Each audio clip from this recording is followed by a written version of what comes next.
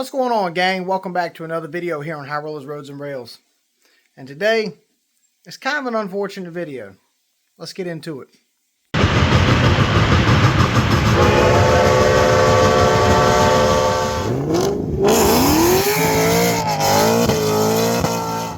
So if you notice here behind me, these engine shelves are looking pretty empty. And there's a couple of reasons for that, and we're going to get to it in this video. But before we get to that, I need you guys to make sure you're dropping a like on these videos, guys. The likes really help me in the algorithm, so make sure you're smashing that like button. And let's set a goal for this video of 50 likes. I think we can definitely knock that out, guys. Now, about all these gaps on the wall. Yeah, some of the reasons are good, and some of them are bad. So, me being the positive guy I am, let's start with the good stuff. So the first engine that we're missing up here is my Class A. Actually, you guys can see both my Class A's are missing. The good news is one of the Class A's is up on the tracks on the layout. The Vision line, my pride and joy, the 1238 Vision line, it's up on the tracks. However, my 1218 that normally sits right here is not here. So I can't tell you guys just yet what's going on with that engine, but it's something positive and it's something very exciting. So stay tuned for that in a later video. So now let's talk about the bad.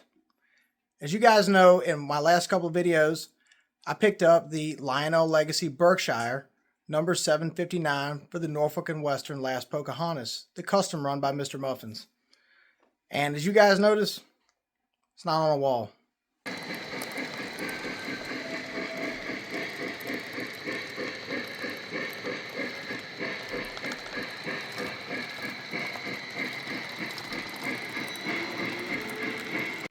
So I ran that engine a couple weekends back to back at train shows, and I noticed towards the end of the train show at the Virginia Science Museum that the drawbar developed a really severe vibration.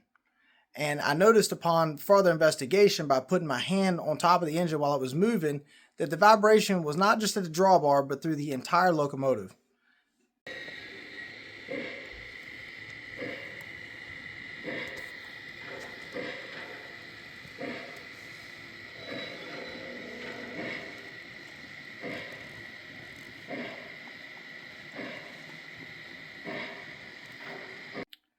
I then got a closer look and noticed that the drive shaft coming from the electric motor down to the wheels had a severe up and down movement as it was spinning, which would lead me to believe that it's a mechanical issue. I'm going to assume that it's probably the electric motor has maybe come loose inside of the engine, or something may be bent.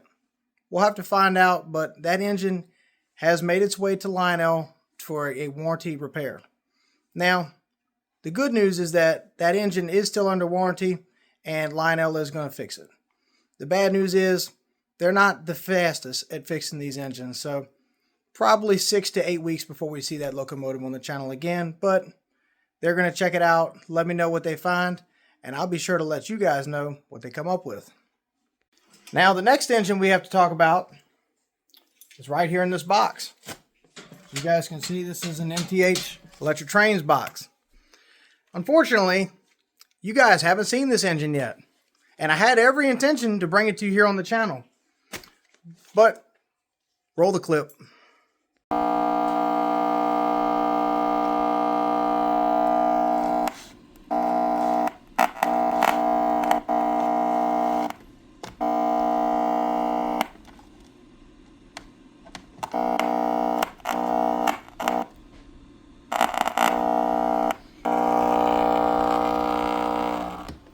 So as you guys saw in that clip right there, I do have a beautiful new RF&P GP7 from MTH Trains.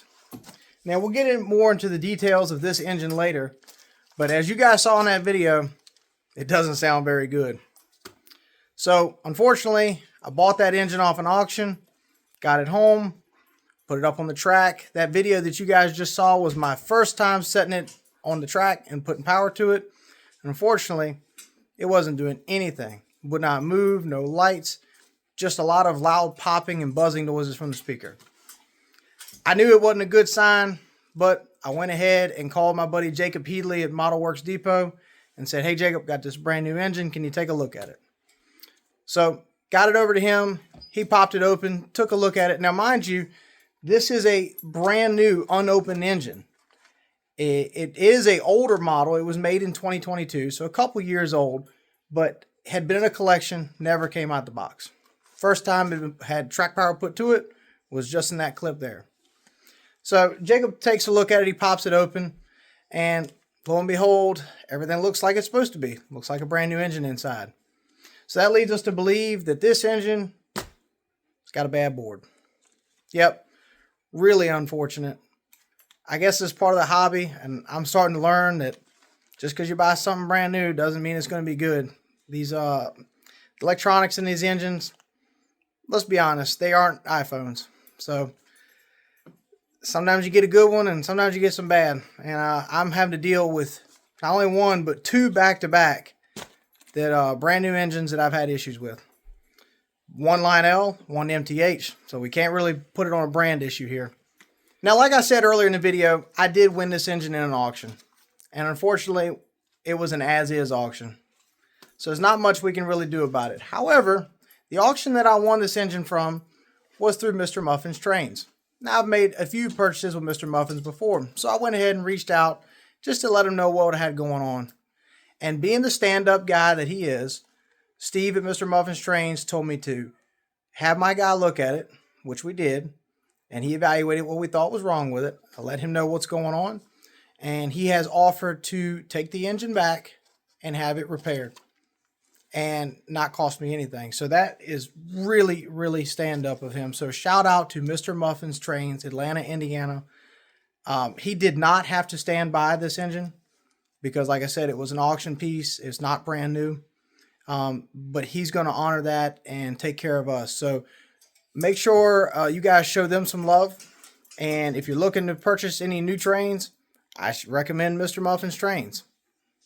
So with all that out the way, I thought it was going to be a really unfortunate situation that I had two engines broke, and I thought I was going to have to be out of pocket to repair them. And unfortunately, it's going to work out where it's not going to cost me a thing to fix either engine. So thank goodness for that.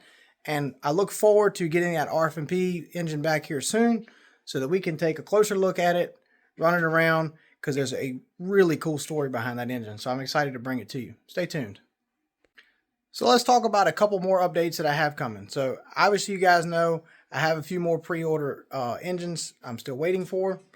The F19s, the RF&P F19 Pacifics from Lionel, the Lionel Legacy models. I understand should be shipping here within the next week or two. So I'm really excited to hopefully get that engine in and we'll take a look at it. And also, I didn't have one on pre-order, but I went ahead and talked to my friend Bob over at Bob's Trains for You. And I have decided to try to dabble with a WTIU from MTH. So as you guys know, I run my layout pretty much basically on Lionel Legacy, and I use an MTH transformer. So I've started acquiring some MTH engines. And unfortunately right now I have to run them conventionally. So I'm ready to dabble in a little bit of command control with MTH. The WTIUs are finally shipping. So I went ahead and ordered one of those. Should see that in a few weeks. So I'm excited to bring that to the channel. And I'm going to take you through all the steps of setting it up and running trains with that. So look forward to that video in the near future. And speaking of Bob's Trains for You, I'm going to end this video off with a video from a few weeks ago at his open house where I had brought some engines over and ran a few trains at his open house, and some other guys came in and ran some trains. So I got a bunch of clips from that. I'm going to throw these in that video so that you get to see some fun action running around and not just me on here running my mouth. So with that, guys, let's get to the running of the trains and check it out. This is Bob's Trains for You open house. Bringing it to you now. You know what, I'll take a picture of this too.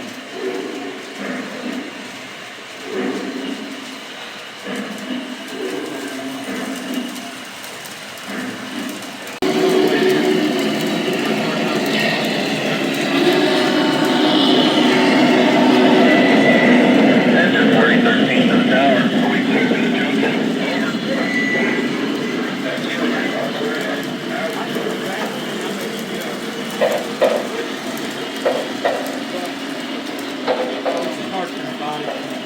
That's the That's the dumb part about it.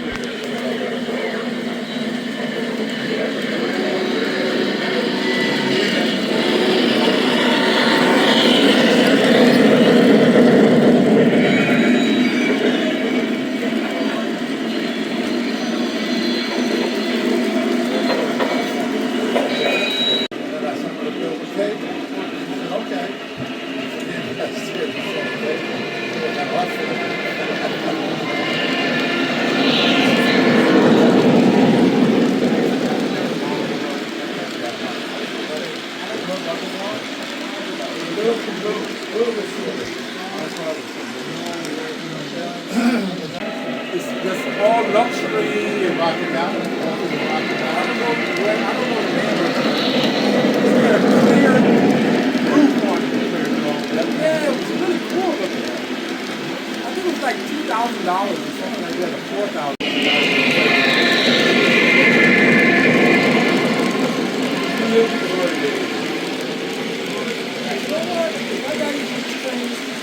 I have to go with it, ride the trains cross country. You ever done that?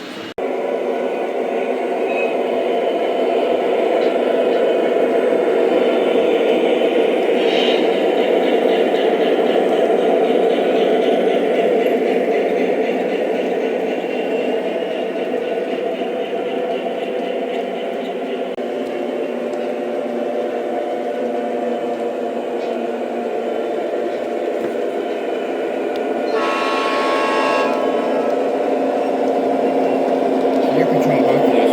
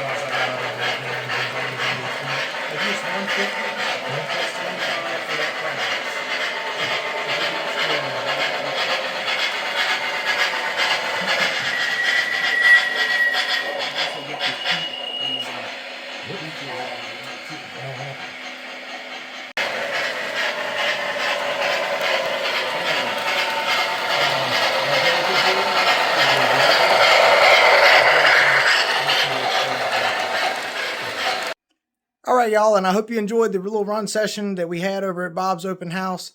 That was a great time, and it was great to get out and run some trains. I've been sitting on that footage for a little bit, so I was glad I could throw it in this video so it's not all doom and gloom from all these broken engines I got. But fortunately, things are going to get repaired, and I'm going to keep you guys in the loop. But I figured it was good to show you the highs and the lows of this very expensive hobby. So, guys, thank you so much for watching. I just ask that you like, comment, subscribe, and again, make sure you guys are clicking that bell notification so that you get notified every time I upload a video. With that, thank you so much, and we'll see y'all down the line.